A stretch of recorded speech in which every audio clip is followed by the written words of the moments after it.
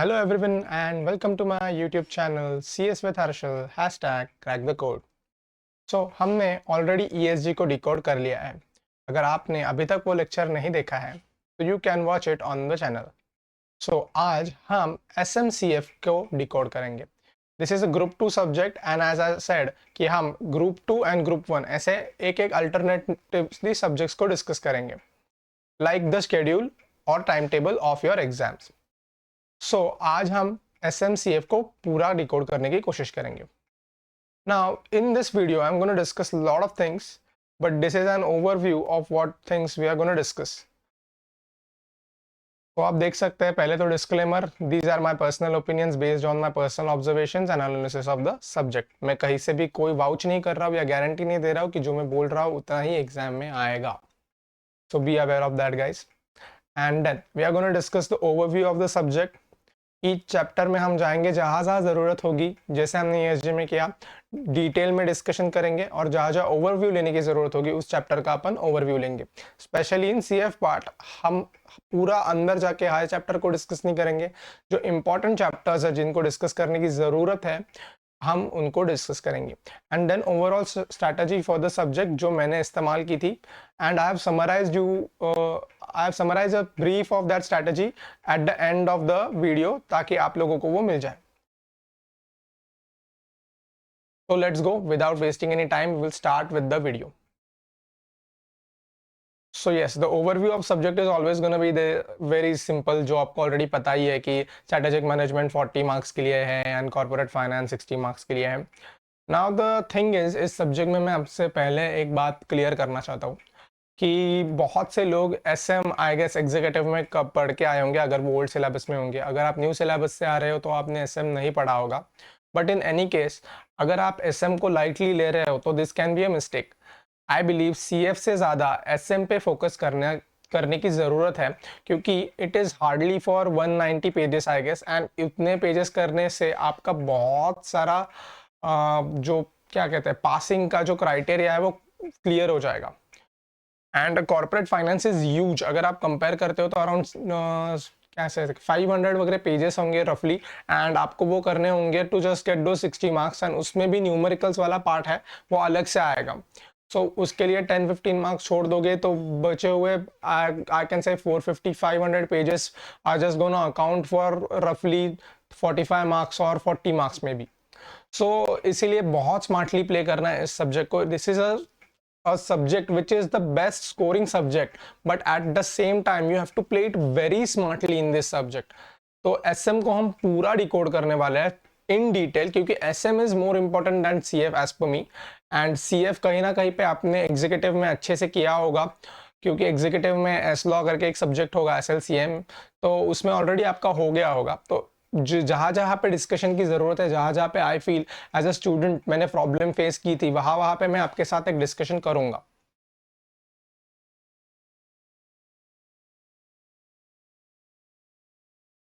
O let's get into it.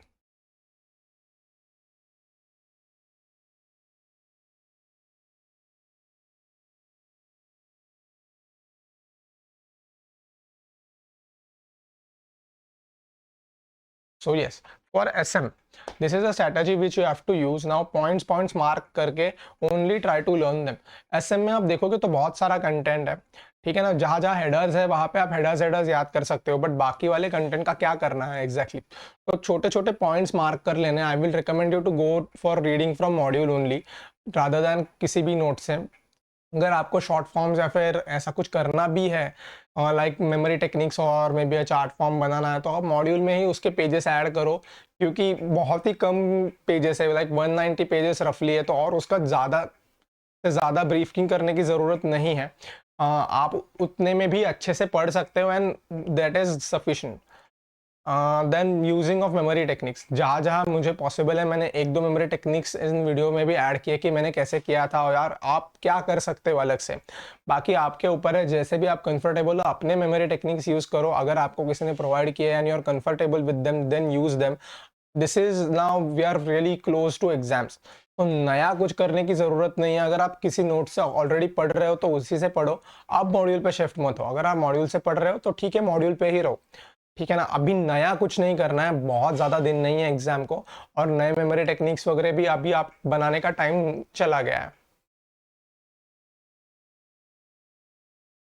तो yes, first chapter तो बहुत सारे डेफिनेशंस है, इतने सारे डेफिनेशंस आपको याद करने की जरूरत नहीं है, बहुत सारी जगह पर डेफिनेशंस दिए हैं। The simple top definition which I have marked is more than sufficient for learning the definition.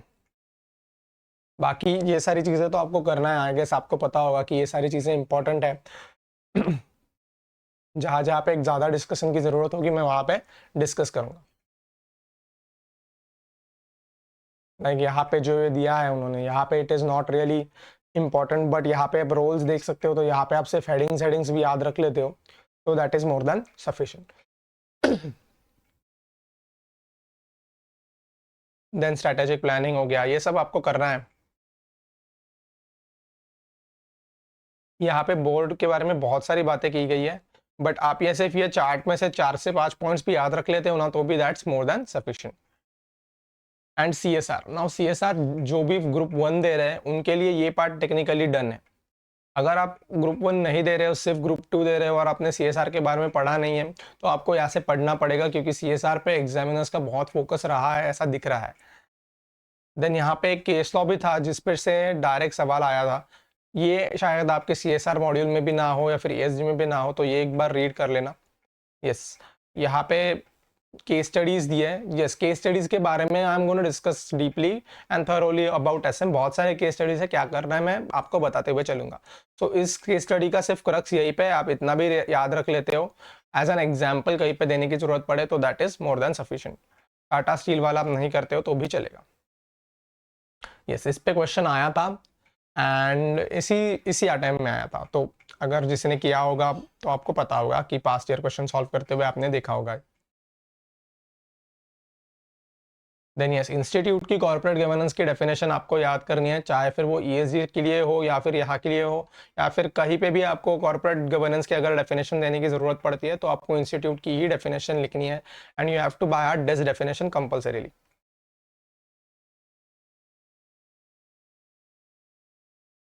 तो यस, यहाँ पे जो एनवायरनमेंट की पहली डेफिनेशन है कीट डेविस की, उतनी भी याद कर लोगे तो that is more than sufficient. Yes, ना यहाँ पे आप देखते हो ना, तो ये रिकलेक्शन पॉइंट है इस लेसन का। ऐसी बहुत जगह पे मॉड्यूल में अपने आप ही एक बहुत बढ़िया फ्लो चार्ट बना के दे दिया, मतलब अपनी मेहनत कम कर दी है। तो ये एक रिकलेक्शन पॉइंट है। आपको अगली बार से जब भी आप, मतलब आगे का जब भी आपका कंटेंट कंप्लीट हो गया, आपने पढ़ लिया है, तो अब बाकी चीज़ें तो वैसे भी आप अपने मन से लिखने वाले हो, अंदर की चीज़ें आप कुछ लिखने नहीं वाले हो, जैसे कस्टमर्स माइक्रो एनवायरनमेंट में आगे एक्सटर्नल एनवायरनमेंट के पार्ट में। तो अभी आप मॉड्यूल की लैंग्वेज तो रेप्लिकेट करने वाले नहीं हो, आप अपने मन से ही लिखने वाले हो। तो ये रिकलेक्शन पॉइंट है, यहाँ से आपको आफ्टर द रिविजन पूरा का पूरा ये जो डायग्राम है ये यहीं पर रिकलेक्ट होना चाहिए। अराउंड 3-4 पॉइंट्स यहाँ पे माइक्रो एनवायरनमेंट के 3-4 पॉइंट्स, मैक्रो एनवायरनमेंट के 3-4 पॉइंट्स एंड इंटरनल एनवायरनमेंट के 3-4 पॉइंट्स आपको यहीं से रिकलेक्ट होने चाहिए। And this is the recollection point. आप ये डायग्राम भी कर लेते हो तो ये पूरा चैप्टर का जो मेन पार्ट है वो आपका कंप्लीट हो जाएगा।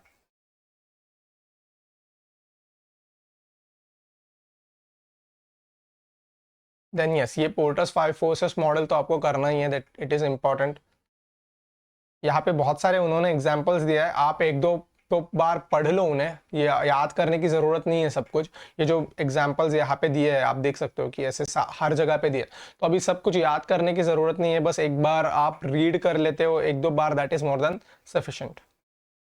एंड इम्प्लीमेंटिंग द मॉडल आपको एक बार पढ़ के लेना है, मतलब अभी तक ऐसा सवाल कभी आया नहीं है, बट आई वॉज एक्सपेक्टिंग कि ऐसा भी सवाल आ सकता है। यस, पिज्ज़ा हट की केस स्टडी है, देन एप्पल की है। तो केस स्टडीज़ का क्या करना है, ये दोनों केस स्टडीज़ आपको करनी है, आपको एक बार रीड करनी है, एंड रीड करना है क्या, उसके बाद रीड करने के बाद सिर्फ आपको ये देखना है कि ये आप इससे एग्री करते हो क्या। If yes you are sorted, अगर नहीं कर रहे हो तो आपको ऊपर जाना है, फिर से एक बार पढ़ना है एंड देखना है कि are you able to agree with the points that they have written. क्योंकि होगा क्या, मैं बताता हूँ, डायरेक्टली ऐसी केस स्टडी नहीं आने वाली है, नहीं तो ऐसा सवाल नहीं आने वाला है बताओ भाई पिज्ज़ा हट की केस स्टडी में क्या हुआ था। कोई और एग्जाम्पल होगा, इंटरलिंकिंग हो सकता है। एंड अगर आपको ये सारे पॉइंट्स पता होंगे कि ये जो थ्रेट ऑफ न्यू एंट्रेंस है लो लिखा है, थ्रेट ऑफ सब्स्टिट्यूट्स है वो हाई लिखा है, ये सारे पॉइंट्स अगर आपने पढ़े होंगे, आपको पता होंगे, तो वो इंटरलिंकिंगली उस केस स्टडी को भी अप्लाई हो जाएंगे। तो आपको ये केस स्टडीज पढ़नी है एंड सिर्फ बाद में इन ऊपर वाले पॉइंट्स पे फोकस करना है, देखना है आप अग्री करते हो कि नहीं। Similarly goes for Apple. दूसरी कोई कंपनी का मोबाइल फोन का अगर एग्जांपल दे दिया तो आपको देखना है कि एप्पल से कितना लिंकिंग है, तो आप वैसे उसके आंसर्स लिख सकते हो।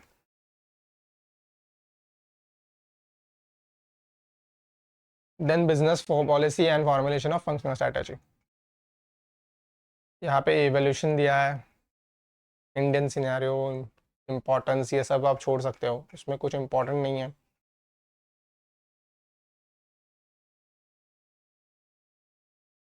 ये आपको करना है, आपको पता ही होगा ऑलरेडी। यस, यहाँ पे बहुत सारे विजन एंड मिशन स्टेटमेंट्स दिए हैं, उनका क्या करना है। तो फ्रैंकली स्पीकिंग मैंने तो वो छोड़ दिए थे, क्योंकि द रीज़न इज आप सारी चीज़ें याद नहीं रख पाने वाले हो, सारे कंपनीज के मिशन विजन याद नहीं रख पाने वाले हो। अगर बाय चांस एग्जाम में आ भी जाता है कि बताओ भाई XYZ कंपनी का विजन क्या है, तो हार्डली वो मे बी हाफ मार्क या 1 मार्क को अकाउंट करने के लिए आएगा। तो उसके लिए इतनी मेहनत करना I don't feel is worth it, क्योंकि एट एंड आप ये सारे वर्ड टू वर्ड रिकलेक्ट नहीं कर पाने वाले हो। आईसीएसआई के विजन, मोटो एंड जो मिशन है वो आपको याद करना है। एज एन एग्जाम्पल, अगर कहीं पे भी विजन मिशन पे सवाल आता है तो आपको आईसीएसआई के ही लिख के आने and you are through it.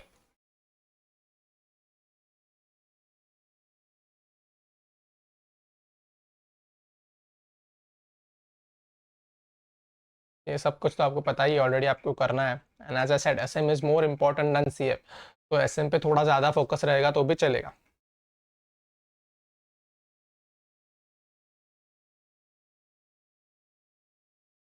Yes, यहाँ पे आप देख सकते हो बहुत सारे पॉइंट्स है, जहाँ जहाँ ऐसे बहुत सारे पॉइंट्स आते हैं ना, वहाँ पे आपको 4 to 5 पॉइंट्स रिमेंबर करना है, बाकी सबको छोड़ना है।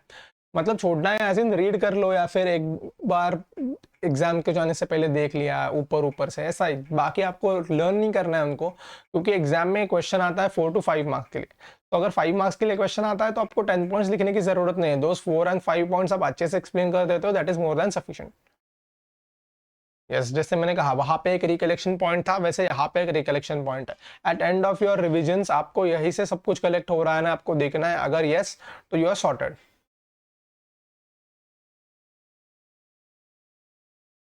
यस, यहाँ पे देखिए, यहाँ पे केस स्टडी को मैंने कट कर दिया है, आप एक बार पढ़ लो एंड देन खुद कट कर दो। बट मेरे हिसाब से कोई ज़रूरत नहीं है। यहाँ पे भी जो केस स्टडी दी है उसका भी कोई मतलब नहीं है, यहाँ पे भी जो केस स्टडी दी है उसका भी कोई मतलब नहीं है। मतलब क्वेश्चन नहीं बन सकता है, केस स्टडीज अच्छे हैं, बट अगेन क्वेश्चन के लिए I don't feel it is any way relevant. तो यस, इसके सारे केस स्टडीज आप देखते हो तो कोई भी ऐसे रेलेवेंट नहीं है, बट आप एक बार रीड कर लो एंड खुद अश्योर्ड होने के बाद ही कट कर लो।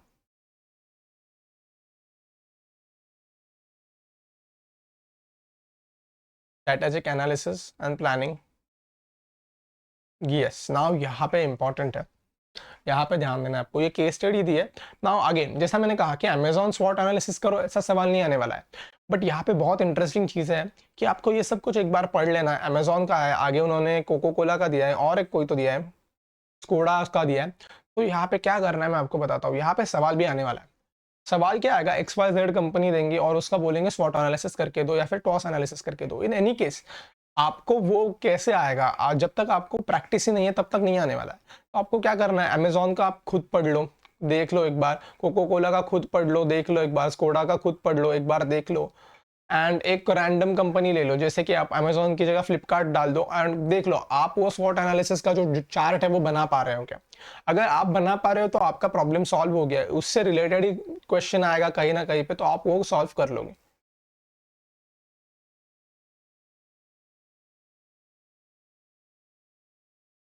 यस, देखो यहाँ पे उन्होंने दिया है, टॉस का दिया है।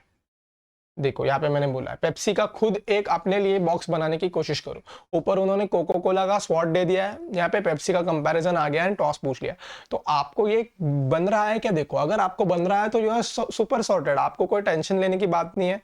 एंड आप इसमें मार्क्स फिर इजीली स्कोर कर पाओगे, बट मेक श्योर कि आप एक बार ट्राई तो कर रहे हो।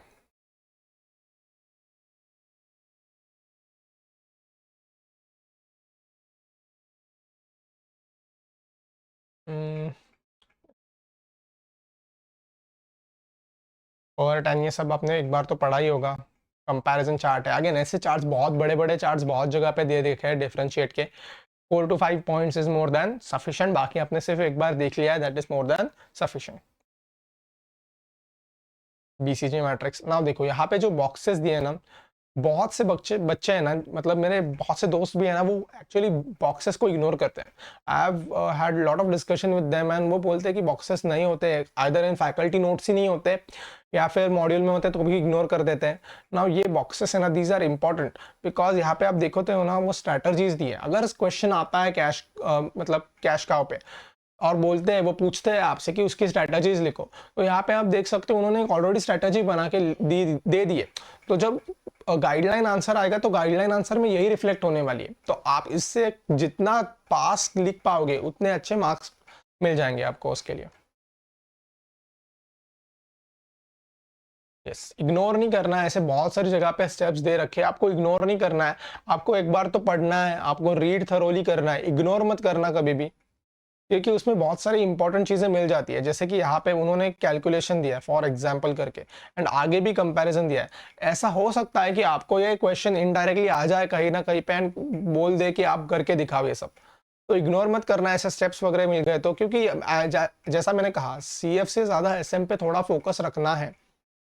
Criticism is something important, I felt last time में ही क्वेश्चन आ जाएगा बट नहीं आया था and it is still an highlighted portion, यहाँ पे क्वेश्चन आ सकता है। देखो यहाँ पे जैसे मैंने कहा वो स्टेप्स जो थे बीसीजी मैट्रिक्स के, उन्होंने यहाँ पे एक करके दिखाया है अपने को, एंड ऐसा ही केस स्टडी आपको भी आ सकता है एंड आपको बोल सकते हैं कि करके दिखाओ, तो फिर वो आपको स्टेप्स अगर पता ही नहीं होंगे तो आप नहीं कर पाओगे।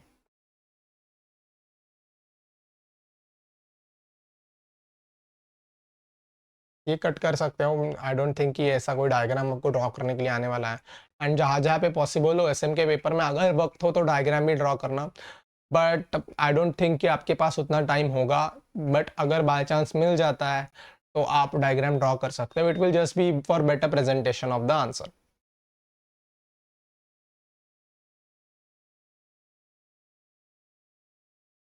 यस, एंड ये जो मैकेंजी की मैट्रिक्स है ना, वो आप देखते हो तो यहाँ पे बहुत सारे पॉइंट्स है, यहाँ पे बहुत सारे पॉइंट्स है, यहाँ पे बहुत सारे पॉइंट्स है। आप देखोगे ना तो वो सारी जगहों से कॉपी किए गए ऐसा लगेगा, मतलब नॉट लिटरली कॉपी नहीं किए हैं, बट सारे मैट्रिक्स से आप देखोगे थोड़ा थोड़ा थोड़ा थोड़ा उठा के लिया है। Now this was one of my memory technique, जो इसीलिए मैंने यहाँ पे लिखी है कि मुझे ये सब याद करने की ज़रूरत नहीं थी, मैंने ये मेमोरी टेक्निक बना ली थी। एंड बाकी जो भी चीज़ें हैं मैं दूसरे मैट्रिक्स से उसको सोच के मैं ये पॉइंट्स बना सकता हूँ खुद ही, तो ये एक तरीके की मेमोरी टेक्निक है। आप देखते हो long long run growth rate हो गया, इंडस्ट्री साइज हो गया, या फिर प्रोडक्ट लाइफ साइकिल चेंज हो गया, तो आप देखते हो पिछले मैट्रिक्सेस में इनका कहीं ना कहीं पर रेफरेंस था, तो ये सारी चीज़ें कहीं ना कहीं से उठाई गई है ना। आप जितना लिंक कर पाते हो उतने अच्छे से आपको पता चल जाएगा। तो ये एक मेमोरी टेक्निक है, तो मुझे ये सारे पॉइंट्स याद करने की कभी ज़रूरत ही नहीं पड़ी। अब यूजिंग द टूल, जैसा मैंने कहा स्टेप्स को इग्नोर नहीं करना है। यहाँ पे एक जगह बहुत इंटरेस्टिंग दिया है, ये स्टेप्स भी इंटरेस्टिंग है, आप पढ़ लो, it they are very knowledgeable. And यहाँ पे एक बहुत बढ़िया पॉइंट दिया है, ऐसा सवाल ही आ सकता है कि मैकेंजी मैट्रिक्स यूज करने के बाद क्या हम अपने इन्वेस्टमेंट्स को प्रायोरिटाइज कर पाते हैं, ऐसा सवाल आ सकता है एंड ये उसका आंसर रहेगा।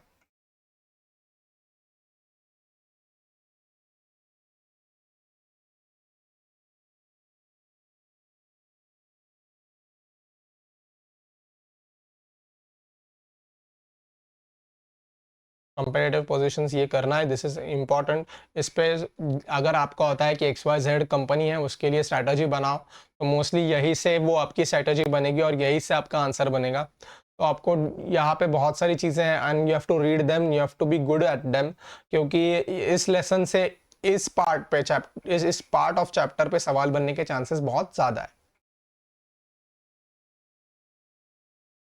यहाँ तक ये भी अच्छे से एक बार पढ़ लेना, this is also something very interesting. याद करने की जरूरत नहीं है बट एक बार एक से दो बार अच्छे से पढ़ लो ये चार्ट को भी।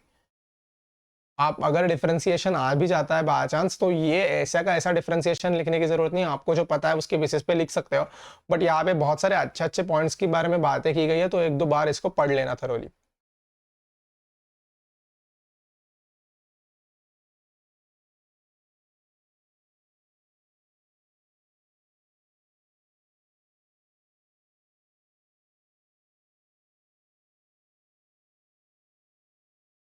Yes, artificial intelligence. Now this is something again highlighting topic. जैसे मैंने कहा था cyber security is something which is now trending. वैसे AI is something which is trending and the institute might want us to focus on these things. तो इसको अच्छे से पढ़ना है। इसके जो 9 एरियाज दिए गए उसमें से 4 to 5 हेडिंग्स आपको याद रखने हैं। अंदर का कंटेंट आप अच्छे से लिख सकते हो अपने आप से। यहाँ पे ही आपको 1-2 पॉइंट्स बनाने हैं अपने लिए एंड यहाँ से सिर्फ हेडिंग्स याद रखने हैं और आपका एक सूटेबल आंसर बन जाएगा। सारी चीज़ें याद करने की ज़रूरत नहीं है या फिर इसके अंदर का जो ये कंटेंट दिया है ये भी करने की ज़रूरत नहीं है, सिर्फ heading is more than sufficient.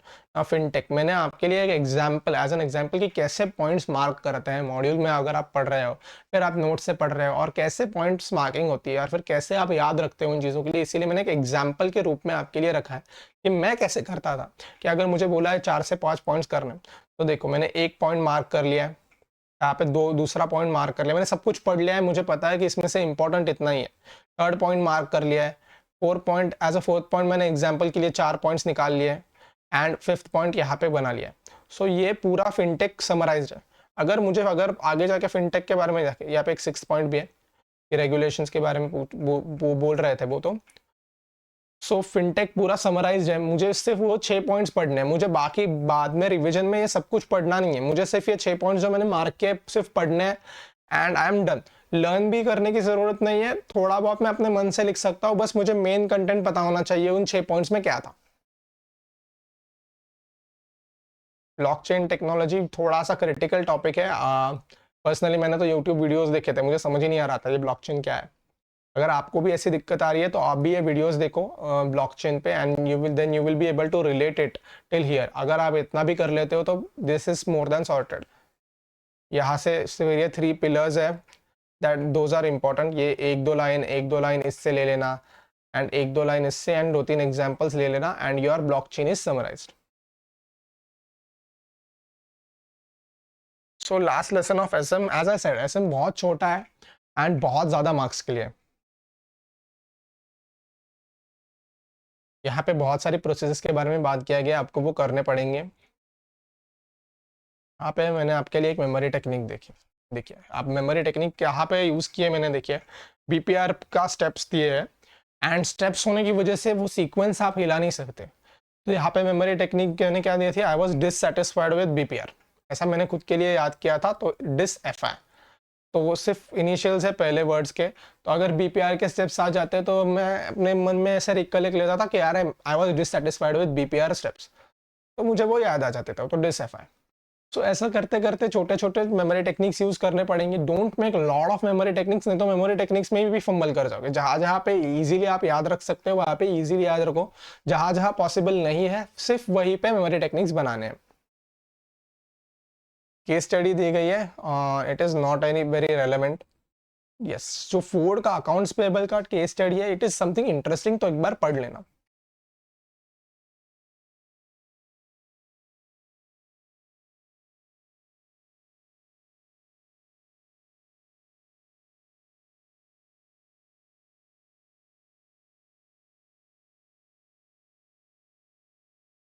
Yes, TQM पे केस स्टडी है फोर्ड की, वो नहीं पढ़ोगे तो भी चलेगा।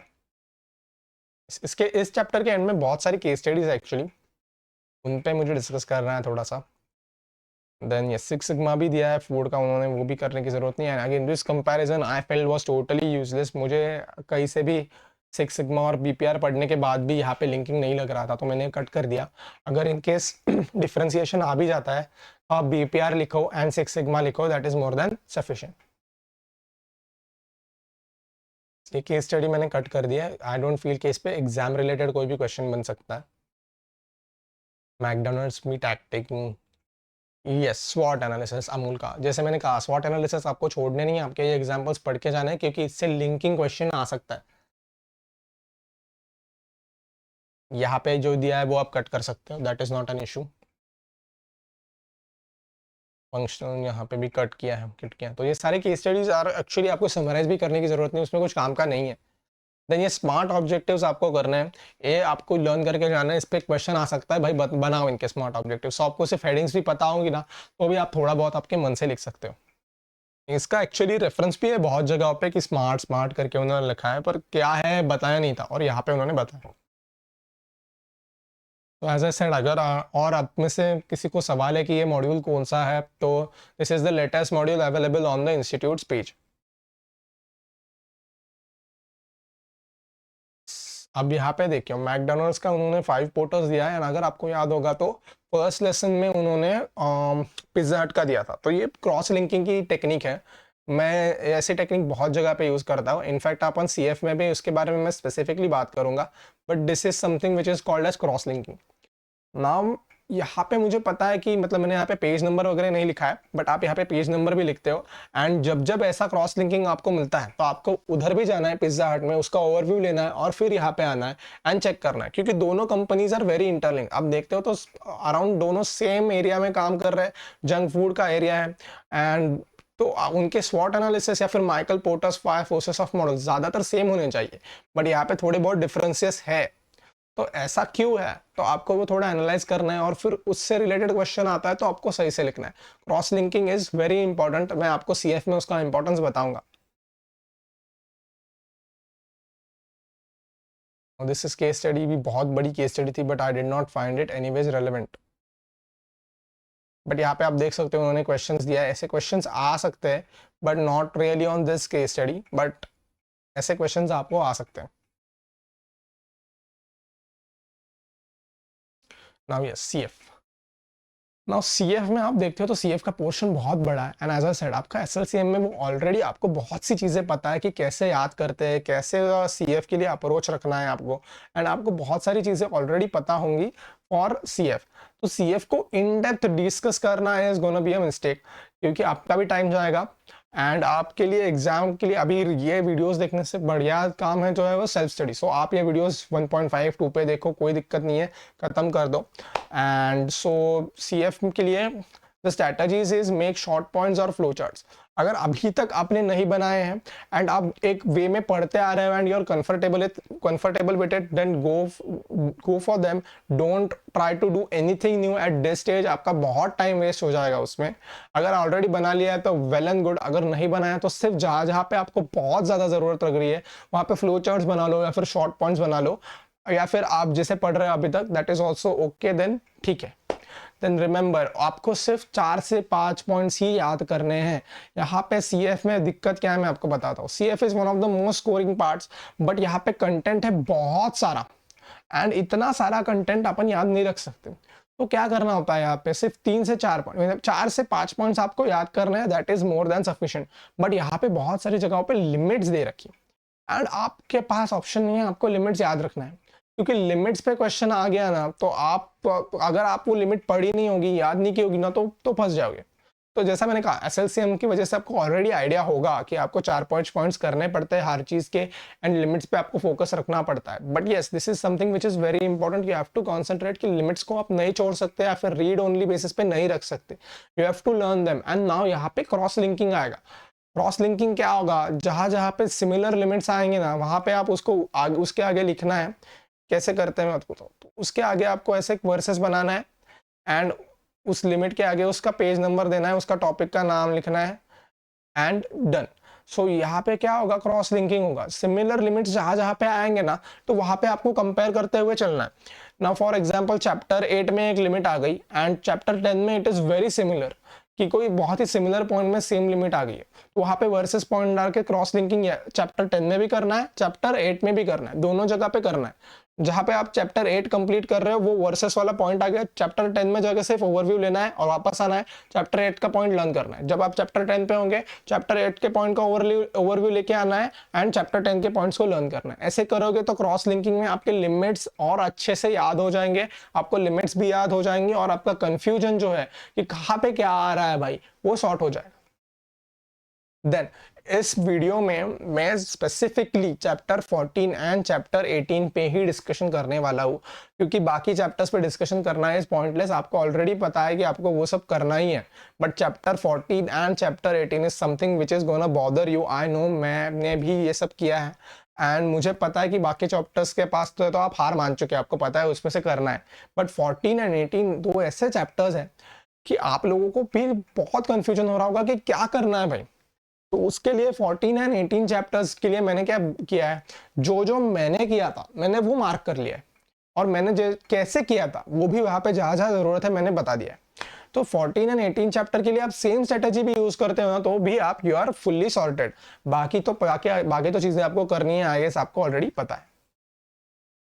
ये इस चैप्टर में तो मैक्सिमम चीजें जो है वो आगे कवर्ड है। तो ये चैप्टर वैसे तो किसी काम का है नहीं, बट यहाँ पे कुछ डीवीआर के बारे में बताया गया। आई गेस इसी साल क्वेश्चन आया था, मतलब जून 2024 में डीवीआर पे ही क्वेश्चन था। देन और कुछ एक या दो ही पॉइंट्स है। अगेन ग्रीन डेट सिक्योरिटीज भी आई गेस आगे कहीं पे कवर्ड है। It is important, but green debt securities पे भी क्वेश्चन आ सकता है। I was actually expecting this इसी साल आएगा, बट नहीं आया तो दिसंबर में प्रोमिनेंट है उस पर सवाल बनना। सिक्योरिटाइजेशन आ गेस एंड को जो पार्ट है वो यस यहाँ पे, तो वो आगे कहीं पे रिपीट नहीं हुआ तो यही से वो आपको करना होगा। हम इन चैप्टर्स पे बहुत ज़्यादा डिटेल में बात नहीं करने वाले हैं। 14 and 18 is going to be our focus area and overall strategy which I use is going to be the focus area of this video.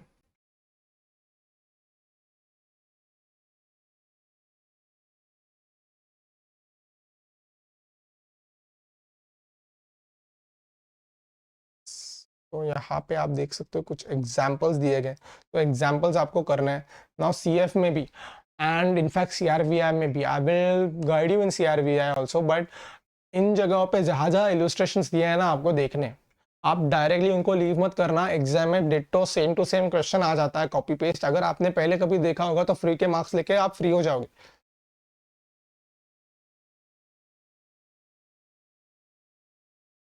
यहाँ पे बहुत सारी जगह पे post issue formalities, pre issue formalities ऐसा करके डॉक्यूमेंटेशन करके बनाया गया है, वो सब आप कट कर सकते हो इस चैप्टर के लिए। ना देखिए यहाँ पे एक क्वेश्चन दिया गया है, तो ये आपको करना है, आपको समझना है कि कैसे किया है उन्होंने। डायरेक्टली सेम क्वेश्चन आ सकता है, क्योंकि देखो यहाँ पे एक इनफॉर्मल गाइडेंस दिया था ना, इस पे एक्चुअली क्वेश्चन आ सकता है, बहुत अच्छा क्वेश्चन बन सकता है। सिमिलर पॉइंट उठा के डाल सकते हैं एक केस स्टडी के फॉर्म में, और फिर आपको इसी में से आंसर रेप्लिकेट करना है। एग्जाम्पल्स दिए गए हैं यहाँ पे, डायरेक्टली सवाल बन सकता है। इसी एग्जाम में भी आ सकता है कि ऐसा ही कुछ उठा के डाल दिया आपको और बताओ क्या करना है। अगर आपने इसकी कभी प्रैक्टिस ही नहीं की होगी तो आपको नहीं पता चलने वाला है, तो ये आपको करना है। अगर आपके फैकल्टी नोट्स में ये मिसिंग है तो मॉड्यूल से कंप्लीट कीजिए। यस, ये अगर आपने कभी आईसीडीआर बाय चांस खोल के देखा होगा तो एंड में खुद सेबी ने जब ये रेगुलेशंस इशू किए थे तो यही एग्जांपल्स उन्होंने दिए थे। And this is something which is both from ICDR only. तो पार्ट बी वाला जो है वो अपने से रेलेवेंट नहीं है, it has been just copy pasted. But part A वाला जो ये एग्जाम्पल ए है ये काम का है, तो ये आप एक बार देख लो। समझ रहा है क्या? देखो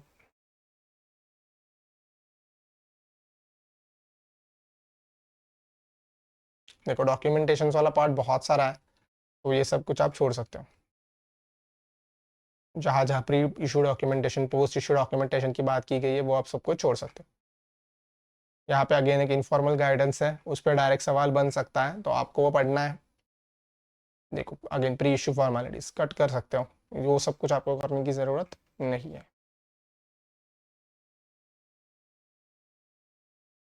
यस, ग्रीन शो ऑप्शन इस बार आ गया 15 मार्क्स के लिए आ गया था। एंड अगर आप लोगों में से किसी ने ये वाला पार्ट किया होगा, अगर जो रिपीट दे रहे हैं, अगर आपने फर्स्ट टाइम ही दे रहे हो, तो ये डायरेक्टली क्वेश्चन बहुत हद तक इससे सिमिलर था।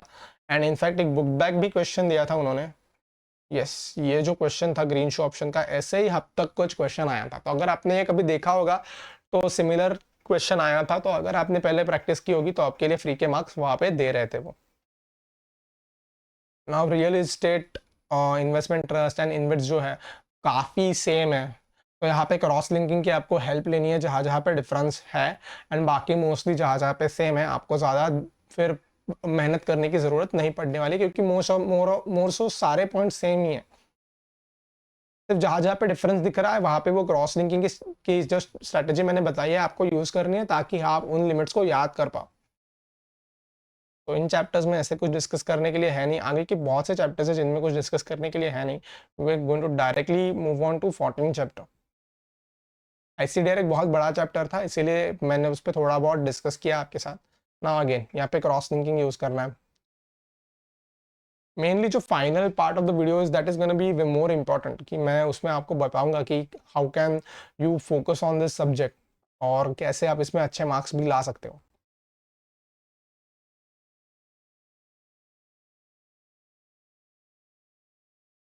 आप देख सकते हो यहाँ पे बहुत सारी बातें की गई है आपको, एंड मोस्टली सारी सेम है टू रीड। तो आप एक भी, दोनों में से एक भी लेसन अच्छे से कर लेते हो तो दूसरा भी अपने आप पहुंच जाता है। बस जहाँ जहाँ पे डिफरेंस है वहाँ पे क्रॉस लिंकिंग करके अपने लिए पार्ट सॉर्ट कर लो। बहुत सारा मतलब ये लेसन थोड़ा क्रिटिकल है अगर आपने देखा होगा तो, but this is something important. आप एक्सपेक्ट कर सकते हो इससे 5 to 10 मार्क्स का क्वेश्चन।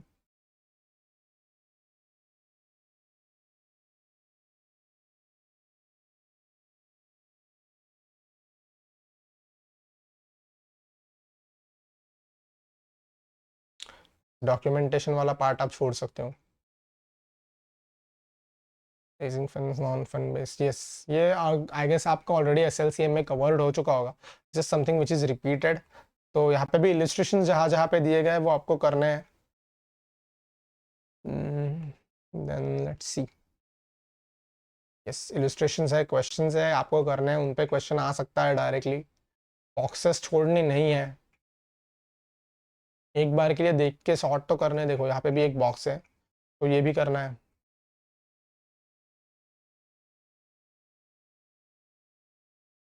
यहाँ पे भी बॉक्स है तो ये भी एक बार पढ़ लो। प्री इशू फॉर्मेलिटीज और ये सब चीज़ें आप छोड़ सकते हो। एक जगह पे कुछ तो इंटरेस्टिंग बॉक्स है, वो कहाँ पे है? Yes, check list of sweat equity share. Check point जो है ना ये आपको करने हैं, अच्छे पॉइंट्स हैं एंड क्वेश्चन बन सकता है उन पे। ये भी आपको अभी तक आपने किया होगा तो आपको पता चल गया हो कि मल्टीपल लिमिट्स है और बहुत सारी चीज़ें याद रखनी है। अगेन क्रॉस लिंकिंग की हेल्प लेनी है आपको और लिमिट्स आपको याद करने हैं, बाकी जगह पे 4 से 5 पॉइंट्स याद करने हैं। This is the only strategy that is which you can use in CF, और कोई स्ट्रेटेजी है ही नहीं सीएफ के लिए। Yes, flow charts and memory techniques, और में भी छोटे छोटे पॉइंट्स बना के एक जगह पे लिख लेना। These are somethings which is gonna help you clear the CF paper.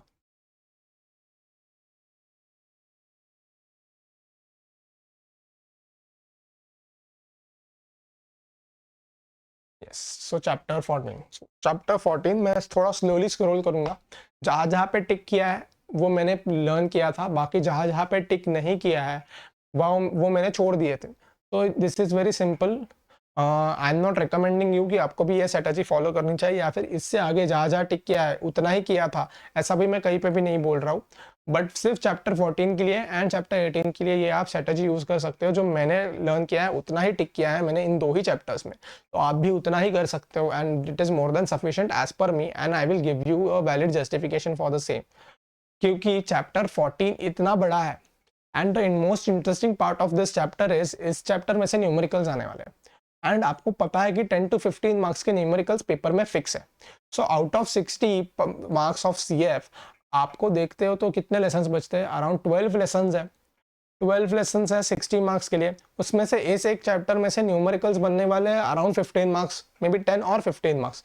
तो ऑलरेडी न्यूमेरिकल्स इस चैप्टर में से आने ही वाले। अब इतने बड़े चैप्टर की थियोरी में से और एक सवाल आएगा, it is very less possibility कि और एक सवाल इसी चैप्टर से पूछेंगे, क्योंकि अगर वो पूछते हैं तो ऑलमोस्ट 20 मार्क्स का सवाल तो इसी एक ही चैप्टर से आ जाएगा, या 20-25 अगर और एक क्वेश्चन पूछते हैं। तो इन दैट केस इस चैप्टर में क्या राइट स्ट्रेटेजी होनी चाहिए? इस चैप्टर के लिए राइट स्ट्रेटेजी वही है, आप सिर्फ इंपॉर्टेंट चीजें हैं इस चैप्टर की उतनी ही थियोरेटिकल चीजें लर्न करते हो एंड यूर 100% डैम श्योर कि न्यूमेरिकल आ गया तो मैं सॉल्व कर लूंगा। न्यूमेरिकल की प्रैक्टिस करनी है आपको यूट्यूब पे, या फिर अगर आपकी फैकल्टीज ने आपको ऑलरेडी करवा दिए होंगे तो that is more then good. अगर नहीं किए होंगे तो आपको यूट्यूब पे बहुत सारे फैकल्टीज के वीडियोस मिल जाएंगे न्यूमेरिकल सेशंस के, आप वहां से देख सकते हो। अगर कुछ भी नहीं मिल रहा है तो आप पास्ट ईयर क्वेश्चंस में जाओ, गाइडलाइन आंसर्स में, वहां पे न्यूमेरिकल्स मिल जाएंगे आपको। मे बी द सब्जेक्ट का नेम कुछ अलग होगा पर आपको वहां पे मिल जाएंगे और वहां से आप कंप्लीट कर लेना। प्ले स्मार्टली लिखा ही है यहाँ पे, स्मार्टली खेलना है। तो मैं यहाँ से थोड़ा स्क्रॉल स्लोली करूंगा ताकि आपको पता चल सके and you can use the same strategy. देखो यहाँ पे उन्होंने दिया है, यहाँ पे आप रीड ओनली लिखा है क्योंकि मैंने भी सिर्फ रीड ओनली बेसिस पे इसको रखा था। डिबेंचर्स वाला पार्ट एंड एवरीथिंग आप खुद लिख सकते हो या आप सब खुद लिख सकते हो, तो ये सब कुछ करने की ज़रूरत नहीं है। सिर्फ ये मार्केट लिंक डिबेंचर्स है, समथिंग इंटरेस्टिंग। देन यहाँ पे डिस्क्लोजर रिक्वायरमेंट्स वगैरह तो मैंने वो कट कर दिए थे, मैंने भी नहीं किए थे, क्योंकि आई डोंट फाइंड इट कि मैं इतनी सारी चीज़ें इस चैप्टर से याद रख सकता हूँ, एंड याद रख भी लेता हूँ तो हाउ रेलेवेंट इट इज़ कि वो क्वेश्चन आएगा एग्जाम में after this chapter already accounting to more than 15 marks. Difference कर लो, काइंड्स ऑफ बॉन्ड्स कर लो, वेरियस रिस्क कर लो। यहाँ पे मैंने जो बॉन्ड प्लेटफॉर्म है उसके लिए आपके लिए मार्किंग करके रखी है ऑलरेडी कि मैंने क्या किया था। तो यहाँ से स्टार्ट हुआ था, यहाँ तक किया है, यहाँ से आगे कट कर दिया है सब कुछ। यहाँ पे भी मैंने सेम मार्किंग करने की कोशिश किया है, यहाँ पे ये किया है, इशू ऑफ सिक्योरिटीज़ किया है जो मतलब .2 है, ये किया है। मैंने सब कुछ पढ़ा था and after reading them I decided to make a smart choice कि क्या सबसे इंपॉर्टेंट है, क्या सबसे प्रोमिनेंट है क्वेश्चन आने के लिए, तो सिर्फ मैंने उतना ही लर्न किया था। तो अगर आपने रीड नहीं किया है तो आई विल एडवाइस कि आप भी एक बार रीड कर लो एंड देखो कि क्या आप मुझसे एग्री करते हो। This anchor investor portion .8, then withdrawal I feel इस पे क्वेश्चन आ सकता है। ऑब्लिगेशंस एक बार पढ़ लो, ऐसे ही कभी कभी आ जाता है क्वेश्चन उन पे। Benefits is something which is actually useless question, but कहीं ना कहीं पे ऐसे चेरी क्वेश्चंस आ जाते हैं, तो अगर आप मॉड्यूल की लैंग्वेज रिप्लिकेट कर पाते हो तो आपको मार्क्स अच्छे मिल जाते हैं। देन सेकेंडरी मार्केट, यहाँ पे मैंने मार्किंग नहीं की है क्योंकि आप ये एक बार पढ़ लो एंड 3 to 4 पॉइंट्स अपने हिसाब से निकाल लो, क्योंकि यहाँ पे ये भी इंपॉर्टेंट है एंड ऐसे बहुत सारे पॉइंट्स हैं जो इंपॉर्टेंट है एंड बेसिक फीचर्स कर लो, that is more than sufficient and ये सब कुछ ठीक है। ये कब कट कर सकते हो, यहाँ पे 3 to 4 सिक्योरिटीज़ के नाम याद रख लो, बाकी सिर्फ रीड कर लो।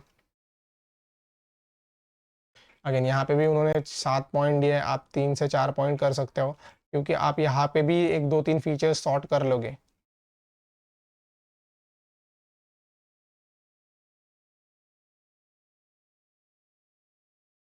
बस green debt securities is important as I said. Yes, यहाँ पे सिर्फ ये एक पॉइंट इंपॉर्टेंट है, थर्ड पॉइंट, तो ये आप अच्छे से कर लेना। Responsibilities again as I said ऐसे क्वेश्चन आ जाते हैं। Green washing is an important concept and it is an interesting concept, तो उस पर क्वेश्चन आ सकता है। मुझे तो फ्रैंकली स्पीकिंग एक्सपेक्टेड था कि मे बी इस अटेम्प्ट में भी आ सकता है। ट्रांजिशन बॉन्ड्स आपको करने हैं, डिस्क्लोजर ट्रांजिशन बॉन्ड्स का करना है, बाकी सारे डिस्क्लोजर्स मैंने मोस्टली कट कर दिए, बट यहाँ पे एक क्वेश्चन बन सकता है ऐसा मुझे कहीं ना कहीं पे लग रहा था, तो ये आप कर लो। म्युनिसिपल बॉन्ड्स आपको करने ही आएगा, उसका भी एक चैप्टर 7 में लिंकिंग है, तो आप दोनों को कंपेयर कर लो एंड एक 4 5 पॉइंट्स अपने लिए सॉर्ट कर लो। ये जो ऐसा कुछ देते हैं वो करने की ज़रूरत नहीं होती, आई गेस आपको ऑलरेडी पता ही है। एंड यस, ये क्यूआर वाला पार्ट है, उस पर सवाल आ सकता है।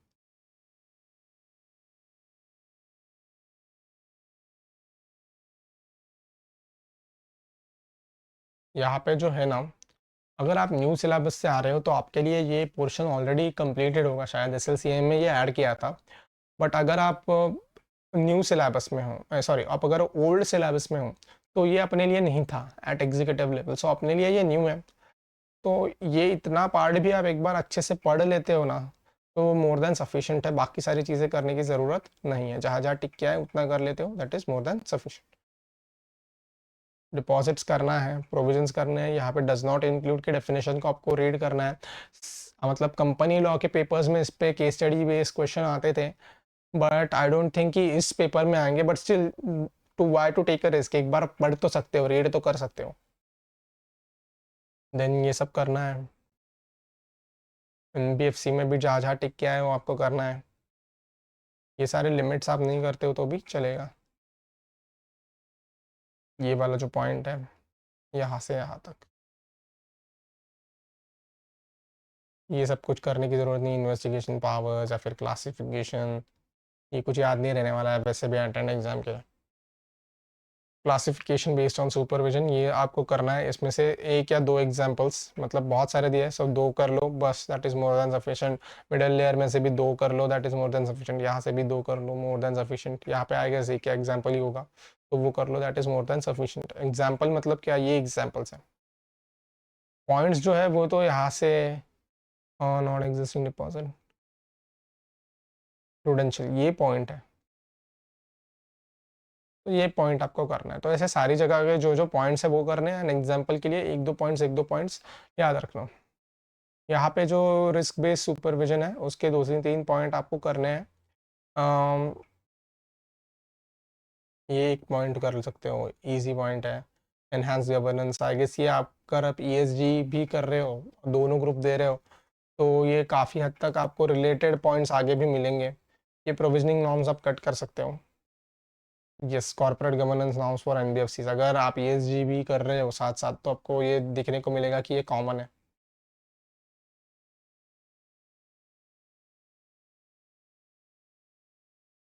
हाँ, सो यहाँ से आगे आपको क्या करना है, ये एक रिकलेक्शन पॉइंट टाइप ही है, और यहाँ से आगे हर जगह पे आपको सिर्फ 4 to 5 पॉइंट्स करने हैं, 4 to 5 पॉइंट्स करने हैं, एंड यू आर सॉर्टेड।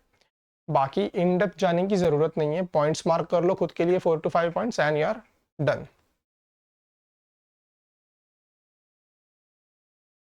ये एक डिफ्रेंसिएशन है जिस पे क्वेश्चन आ सकता है।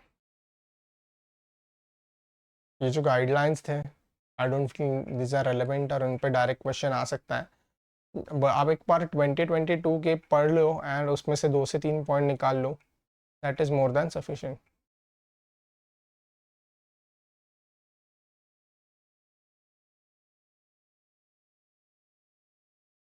यस, यहाँ से न्यूमेरिकल पार्ट शुरू होगा, तो आपको इसकी थियरी भी करनी है, सिर्फ न्यूमेरिकल्स नहीं करने हैं। आप नहीं कह सकते कि सिर्फ न्यूमेरिकल ही आएगा, इस पे थियोरेटिकल क्वेश्चन भी आ सकता है।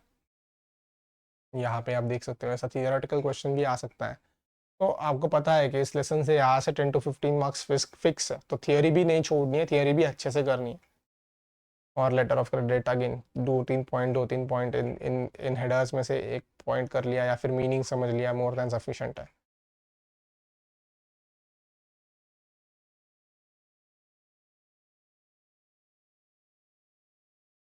एंड यस, इस पे भी क्वेश्चन आ सकता है। सो चैप्टर 14 का यही सीन है, जहाँ जहाँ पे टिक दिया था वो आपको सब कुछ करना है। एंड एक ही मिनट, आप मिस गाइड ना हो जाओ, इसीलिए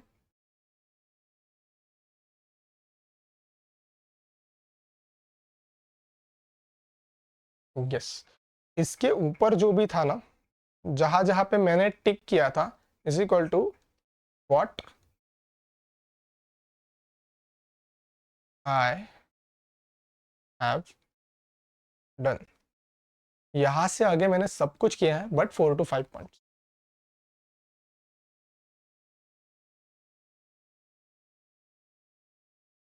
एंड न्यूमेरिकल का पार्ट मैंने जैसे आपको कहा, न्यूमेरिकल में कम टू में क्या मतलब आने ही वाले हैं 10 to 15 मार्क्स के लिए। सो ऑलरेडी इस चैप्टर से 10 to 15 मार्क्स फिक्स है, तो थियरी के लिए कितना फोकस करना है इस चैप्टर को। तो अगर आप नॉर्मली थियरी को 100% एफर्ट देते हो, तो इस चैप्टर की पर्टिकुलर थियरी को आपको 60% या 70% ही एफर्ट्स देने हैं। जितने जल्दी आप खत्म कर सकते हो उतने जल्दी आपको खत्म करना है।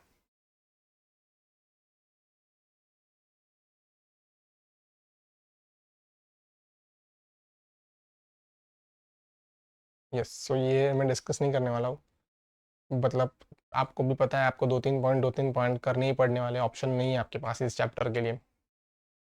अगेन यहाँ पे भी आपको पता है, आई गेस आपको हमारा ऑलरेडी अब किस पार्ट में आता है पता नहीं, बट इन माय टाइम वो ग्रुप 2 के सब्जेक्ट में आता था, क्या नाम था उसका यार, कौन सा तो सब्जेक्ट था उसमें आता था ये सब कुछ।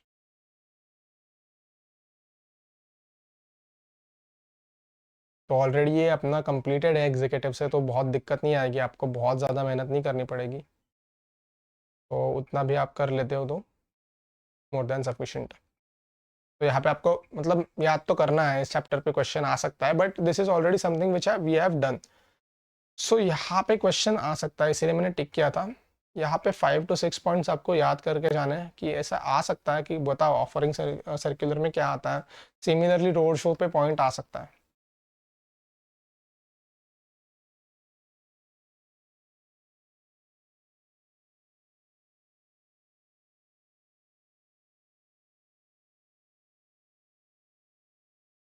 ये भी आपको करना है ना। यहाँ पे ना इलस्ट्रेशंस भी दिए गए, वो भी आपको करने हैं।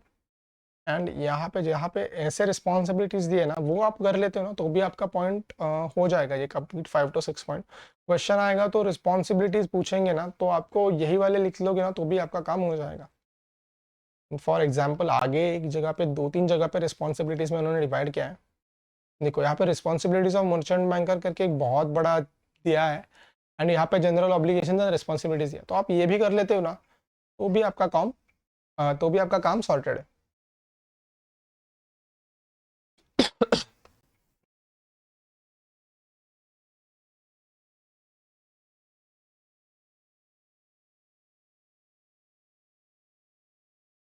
अगेन यहाँ पे उन्होंने जनरल रिस्पॉन्सिबिलिटीज दी है, ये करना है अच्छे से, 4 to 5 पॉइंट्स। यस। नाउ इस चैप्टर के लिए एक अलग स्ट्रेटजी यूज करनी है। Now I will tell you what strategy you have to use for this chapter. एक तो सिर्फ हेडर्स याद करने हैं, या तो वो मैंने पहले ही क्लियर कर लिया है, जहाँ पे मैं बोलूंगा अंदर का भी याद करना है, चैप्टर में 1 या 2 पॉइंट है वहाँ पे अंदर का भी याद करना है, बाकी सिर्फ हेडर्स याद करने हैं ना। इस चैप्टर के लिए स्ट्रेटजी थोड़ी अलग होगी। आपको क्या करना है मैं आपको बताता हूँ। आपको एक 2 to 3 पेजेस लेने, maybe more, but I guess 2 to 3 pages are sorted. तो क्या करना है, जहाँ पे भी मैं बोल रहा हूँ ना आपको, वो पॉइंट आपको याद करना है, तो वो पॉइंट लिखना है, उसका हेडर जो है वो हेडर लिखना है, एंड आगे के हेडर्स आपको आप ऐसे करते हुए कंप्लीट करते जाओ। एंड आप उसके अंदर आपको कुछ कंटेंट लेना है, मतलब यहाँ पे एक XYZ पॉइंट आ गया उस हेडर के अंदर, एंड उसमें अगर आपको कुछ कंटेंट याद नहीं रहेगा या फिर आप रिकलेक्ट नहीं कर पाओगे, तो आगे उसका कुछ मेमोरी टेक्निक या फिर आप जो भी एक क्रक्स पॉइंट लिख सकते हो, XYZ जो भी होगा, तो वो लिख लिया एंड यू आर सॉर्टेड। तो ऐसे 2 से 3 पेजेस में आपको ये पूरा चैप्टर समराइज करना है, और उन्हीं 2 से 3 पेजेस में आपको करना है, ठीक है ना। आएगा तो मैक्सिमम 5 to 10 मार्क्स का क्वेश्चन, मतलब इट इज़ 10 मार्क्स के लिए आएगा तो बहुत बड़ी बात है, नहीं तो 5 मार्क्स के लिए आएगा। बट अगर 5 मार्क्स के लिए भी आता है तो आपको हेडर्स एंड अंदर का कंटेंट अपने मन से ही लिखना है। आप इसके अंदर का कंटेंट याद करने जाओगे तो पूरा दिन चला जाएगा, बट इसके अंदर का कंटेंट आप याद नहीं कर पाने वाले। नाउ फॉर एग्जाम्पल देखो, factors affecting the cost of project, this is now one heading, तो अपन ने इसको हेडिंग दे दिया, एंड ऐसे पॉइंट्स बनाने हैं अपने बुक में, और सिर्फ ये हेडिंग लिखना है, और ऐसे करते करते आपके 2 से 3 पेजेस में पूरा चैप्टर समराइज हो जाएगा, एंड आपको वहीं से पढ़ना है।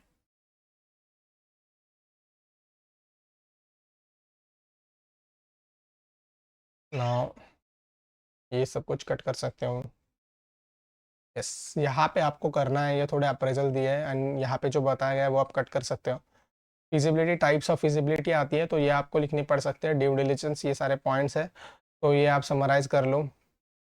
लीगल फिजिबिलिटी में अगेन आपको हेडिंग लिखना है, ये जैसे मैं बता रहा हूँ, यहाँ पे आपका ये हेडिंग हो गया, तो उसके पॉइंट आएगा ये number 1।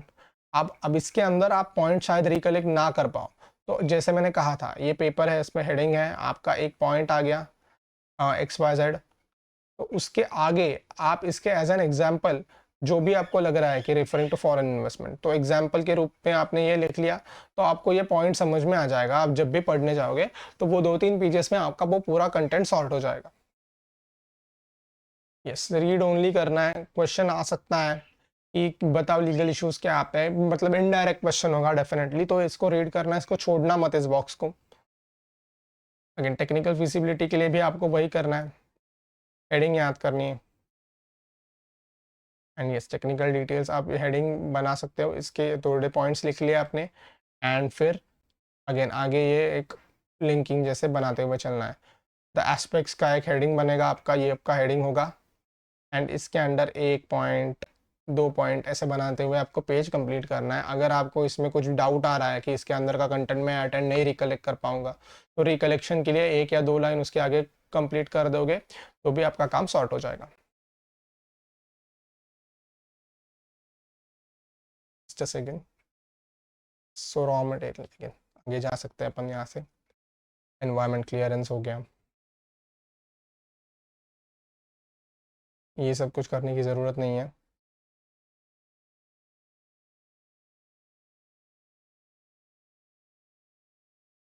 Checklist for financial due diligence report, financial due diligence report के बारे में क्वेश्चन आता है तो आपको ये लिखना है, बाकी आप कुछ भी नहीं लिखते, ये हेडर्स है और यही से आप कंप्लीट कर सकते हो, आगे जाने की भी ज़रूरत नहीं है। ये हेडर्स भी आप एक समराइज कर लेते हो, इसका एक हेडर बना के information included in financial due diligence report, ये आपका हेडिंग बन गया एंड इसके ये सब पॉइंट्स हैं। अगर आपको रिकलेक्शन में दिक्कत आ रही है मीन्स एंड सोर्स में, नीचे जाओ और यहाँ पे देखा उन्होंने डिवाइड किया है, तो आप भी आगे ऐसे जाके मीन्स एंड सोर्सेस को आगे और डिवाइड कर दो ताकि आपके लिए चीज़ें आसान हो जाए। आपको ये लेसन 2 से 3 पेजेस में समराइज करना ही है, इसके लिए चाहे थोड़े टाइम ज़्यादा चला जाए चल जाएगा, बट नहीं तो ये एग्ज़ाम के दिन आपको बहुत परेशान करेगा।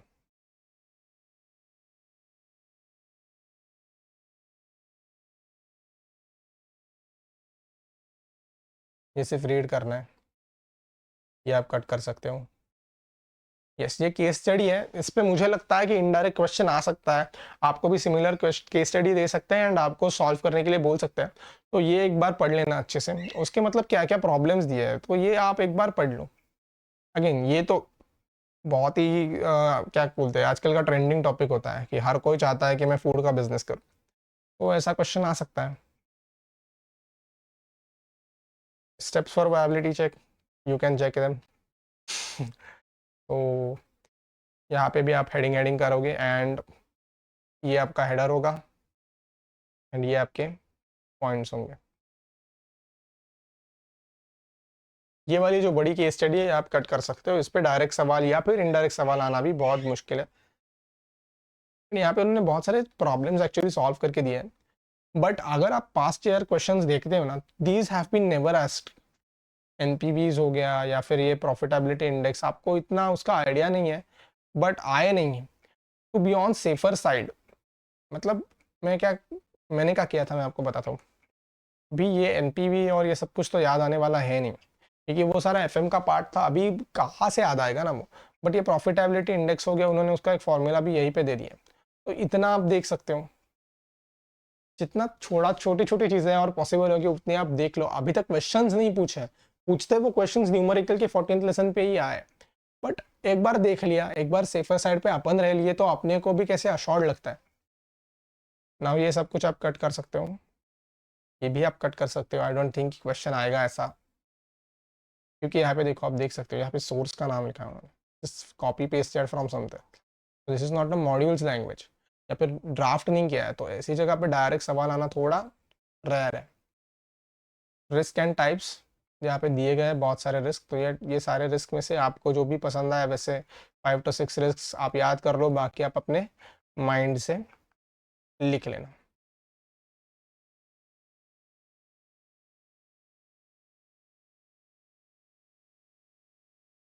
यस, ये वाली टोल वाली केस स्टडी है, आप ये छोड़ सकते हो, उसके बारे में बहुत सारी बातें की गई है, मतलब ये भी आपको छोड़ना ही है, बट अगेन बहुत सारी बातें हैं and I don't feel that it is very interesting, और मतलब क्वेश्चन नहीं बन सकता, इंटरेस्टिंग है। यहाँ पे क्रेडिट रिस्क मैनेजमेंट की बात की गई है, आप यहाँ से स्टार्ट करके यहाँ पे ख़त्म कर सकते हो एंड यहीं पे आपका पॉइंट भी ख़त्म हो जाएगा एंड आगे आप यहाँ से लिंकिंग कर सकते हो। मतलब क्या होगा बताता हूँ मैं, अगर आपको इसका सवाल आता है, this is the question in exam, this will be your point 1, this will be your point 2, this will be your point 3, this will be your point 4, in point 4 के ही ये सब हेडर्स हैं, तो सिर्फ इतना ही याद करना है उसमें, बाकी सारी चीज़ें आप छोड़ सकते हो। तो ऐसे आपको खुद को ही पॉइंट्स बनाने पड़ेंगे, सिर्फ रेलेवेंट चीज़ों को मार्क करना होगा और उतना ही याद करना है आपको, ये इंश्योर करना है ना। आप जब अपने बुक में जो पेजेस में ये यूज़ करोगे तो हेडिंग बनाओगे, द हेडिंग विल बी, यहाँ पे थोड़ा अलग तरीके से फॉर्मेटिंग होगा, जैसे ये आपने हेडिंग बना ली, this will be the heading, यहाँ पे हेडिंग आ गई, ठीक है। तो ये जो पॉइंट है इसको समरी में लिखना, समरी में लिख लिया तो ये 1 पॉइंट हो गया। आगे जाके इसी को ऐसे कर लो, इसी को सेकंड पॉइंट बनाओ एंड यहाँ पे ये समराइज करो, यहाँ पे ये समराइज करो, यहाँ पे ये समराइज करो एंड यहाँ पे उसके आगे सब पॉइंट्स ऐड करते जाओ। तो यहाँ पे ऐसे और ऐड कर, तो ऐसे करके एक छोटा सा समरी बना के उसको खत्म कर देना। तो वो 2-3 पेजेस ही आपके लिए ये लेसन को समराइज कर देंगे।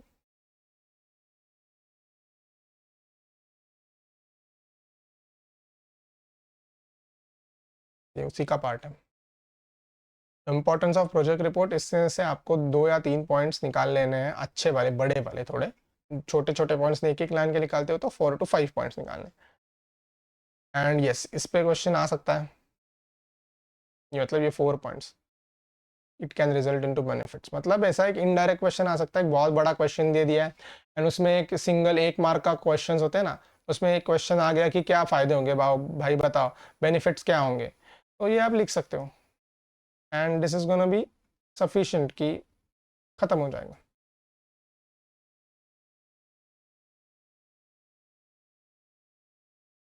ये सब कुछ कट कर सकते हैं। अब यहाँ पे आई गेस रिपोर्ट शुरू होगी ना आपकी, yes this is report, contents of project report. यहाँ पे 2 या 3 जगह पे सेम चीज़ों की बात की गई है, तो मैंने एक ही जगह पे समरी बना दी है कि वही से आप याद कर लो, वही से आपका काम हो जाएगा। देखो यहाँ पे this is the thing which you have to remember. Now आप इसका एक पेज नंबर देख लो एक बार, 692 है as per the new module. तो यहाँ पे ये जो पॉइंट्स है, आपको डीपीआर रिपोर्ट लिखना है, आपका हेडिंग हो गया डीपीआर रिपोर्ट, डीपीआर रिपोर्ट आपका हेडिंग है एंड फिर आगे आप एक पॉइंट बनाओगे, the first point will be sectoral background, आपको वो लिखना है, यहाँ पे ऐसे लिखना है एंड आपको ये सिंगल पेज में ये सारे पॉइंट समराइज करने हैं। आपको कोई पे भी कंफ्यूजन हो तो उसके अंदर के 1-2 लाइन उसके आगे ऐड करते जाना है। बस ये जो एक पॉइंट है ना, ये आपको फुल्ली करना है। यहाँ पे आपके पास कोई ऑप्शन नहीं है, this is something which can be asked as a question which I personally felt and this one, इस पे सवाल बन सकता है। तो ये दोनों चीज़ें ना एट एंड ऑफ लेसन, ये दोनों आपको पूरे करने हैं, अच्छे से करने हैं। इसमें से भी आप 2 या 3 पॉइंट्स याद रख लो इन सारे चीज़ों में से। यस, सो ये समराइज हो गया। Now the last part of this video, what is the strategy, क्या स्ट्रेटजी है अपने लिए इन सब्जेक्ट को क्लियर करने के लिए। सो सबसे पहले एसएम एंड सीएफ का डिस्कशन, वो तो अपन ने ऑलरेडी वीडियो के ड्यूरिंग ही कर लिया था। मैंने आपको ऑलरेडी वीडियो के ड्यूरिंग समझाने की कोशिश की थी कि एसएम पे ज़्यादा फोकस रखना है रादर देन सीएफ, ठीक है ना। Now divide syllabus into 3 parts. Now ये क्या है, ये क्या मैं आपको बताने की कोशिश करता हूँ। सो फर्स्टली एसएम का आपने एक सिलेबस सॉर्ट कर लिया, वो है आपका 40 मार्क्स का। देन सीएफ जो है 60 मार्क्स का। एक्चुअली आप देखते हो तो आप सीएफ को 2 पार्ट्स में डिवाइड कर सकते हो। नाउ एक है numerical part. Now this is what is strategy that I had used and this is the proper smart way to study this subject, ठीक है। न्यूमेरिकल्स का एक पार्ट है इसमें, वो न्यूमेरिकल्स का पार्ट है एंड बाकी है सारी थियरी। आप टेक्निकली देखते हो तो 15 मार्क्स का पोर्शन है इसका एंड रिमेनिंग 45 मार्क्स है थियरी को, ठीक है। सो यहाँ पे आता है स्मार्ट वर्क। आप देखते हो this is part 1, this is part 2, this is part 3। तो यहाँ पे करना क्या है ना, यहाँ पे आपको क्या करना है, आपको पार्ट 1 एंड पार्ट 2 पे कमांड लानी है। अगर आप एसएम पे कमांड लेके आते हो एंड न्यूमेरिकल्स पे कमांड लेके आते हो तो you are almost sorted with your 55 marks and numericals में आउट ऑफ मार्क्स लाना भी इम्पॉसिबल नहीं है।